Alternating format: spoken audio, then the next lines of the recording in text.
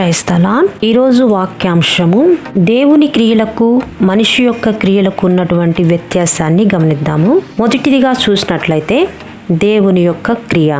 దేవుడు సరైన సమయంలో సరైన పద్ధతిలో క్రియ చేసేటటువంటి వ్యక్తి. ఎందుకంటే మనుషులమైనటువంటి మనము ఊహించలేనన్ని మహత్కార్యములను, లెక్కలేనన్ని క్రియలను మన ఆత్మీయ జీవితంలో మన దేవుడు జరిగిస్తూ ఉంటాడు. ఇది దేవుని యొక్క క్రియ. ఇక రెండవదిగా చూసినట్లయితే మనుషులమైనటువంటి మన పనులు, మన క్రియలు ఎలా ఉంటాయంటే స్వలాభము ఆశించేవిగా, స్వార్థపూరితమైనవిగా ఉంటాయి. కాబట్టి దేవుడు మనుషులతో ఇలా అంటున్నాడు, నీవు చల్లగానైనను వెచ్చగానైనను ఉండినా నీకే మేలు. కాబట్టి మనము మనకున్నటువంటి ప్రతి పనిని కూడా దేవునికి అప్పగించి తగిన సమయంలో దేవుడు తన కార్యములను జరిగించుటకు సమర్థుడని నమ్మి దేవుని యొక్క కార్యముల కొరకు ఆశగా ఎదురుచూద్దాము.